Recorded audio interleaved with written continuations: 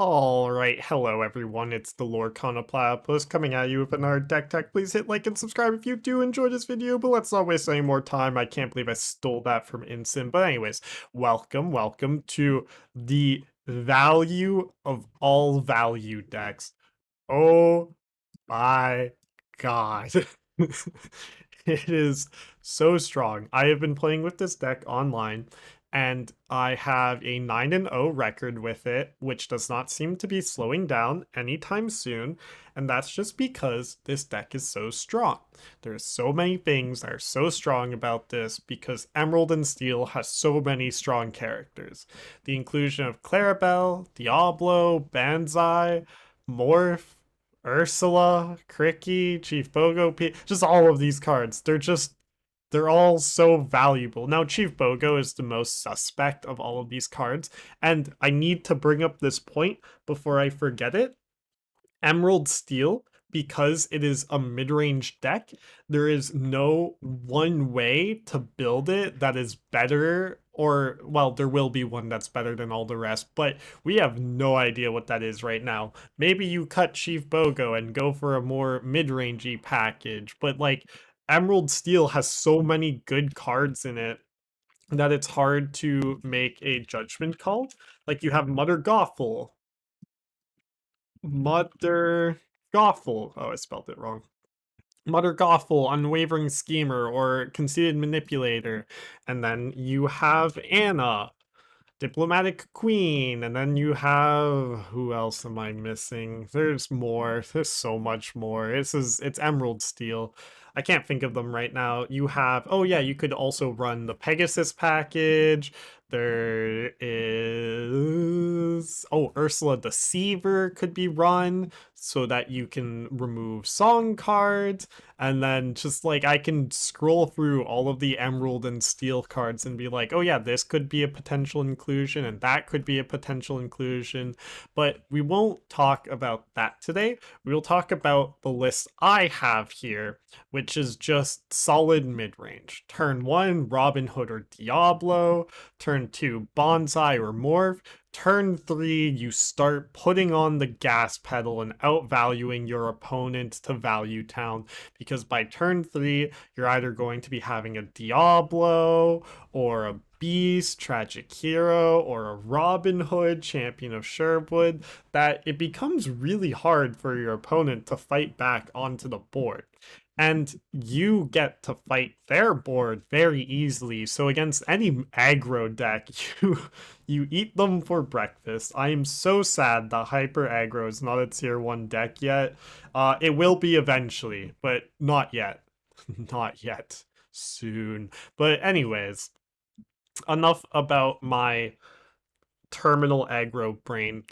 Let me talk about the spicy inclusions in this deck. We have Chief Bogo, and then we have Bippity Boppity Boo. So Chief Bogo is just here because there are so many Floodborn characters, and being able to get his effect off once or twice is very frequent and common every time I've played this deck, and he often ends up being the MVP, where you can just sort of suppress your opponent's board by just playing out more characters, and then you can continually quest. Like, as much as this is a mid-range deck, I do not end up challenging all that much just because of how strong Ursula and Bonsai are early on.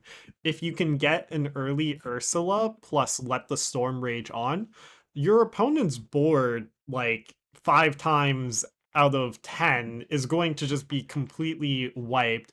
And if not, it's going to be way weakened while you're generating a card advantage.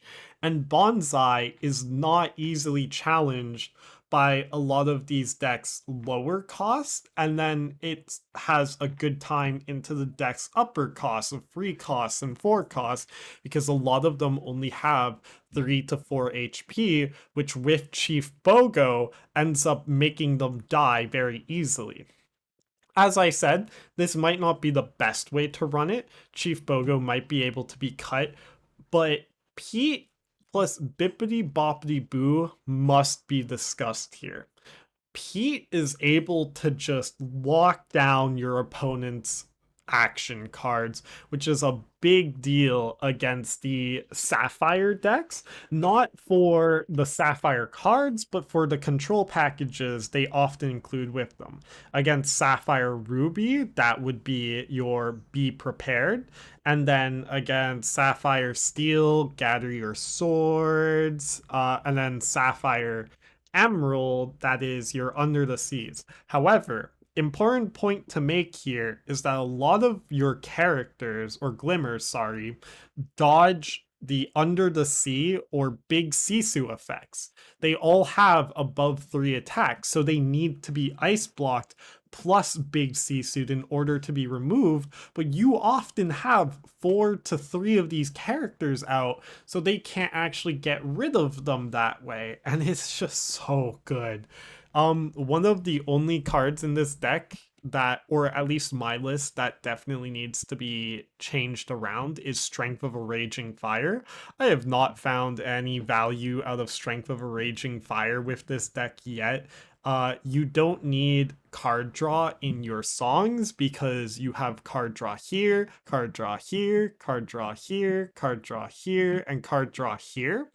Um, you are not struggling for card draw and card generation, especially against control matchups.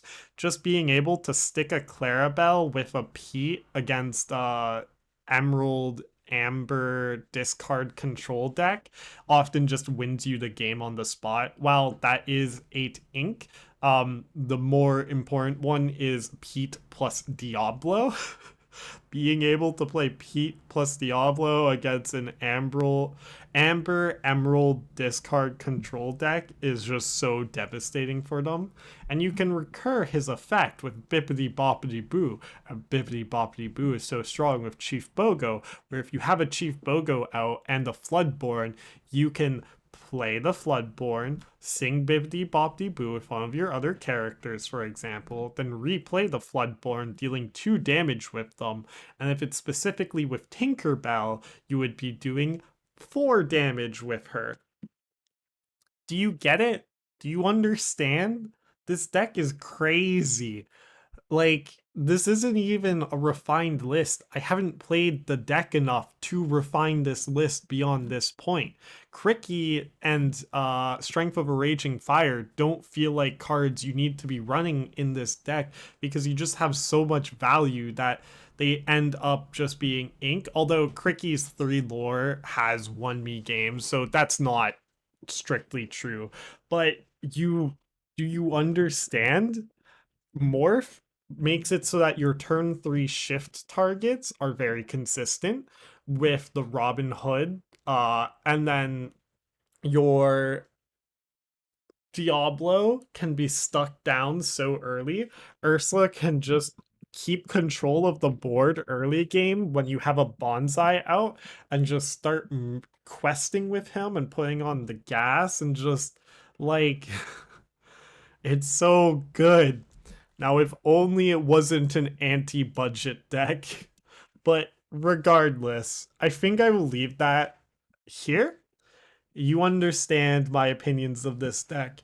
You understand this deck as good as I do now. And this is definitely going to be, at the very least, a tier 2 deck. I always go 1 tier below what I think the deck will be because it is hard to fully predict. I I didn't struggle against the ramp control matchups with this deck, which is a big deal because that would be the matchup that this deck struggles the most against. And then aggro, it's aggro. You have Robin Hood and Diablo early game, and then Bonsai to bust through their bodyguards really quickly. Aggro is not a big problem here.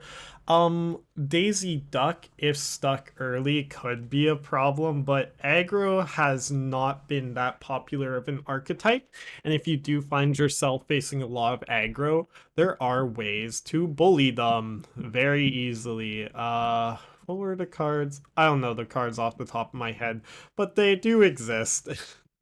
But yeah, that's it. I do hope you enjoyed. I'm pretty sure I already told you to like and subscribe, and without further ado, I will see you all next time. Bye!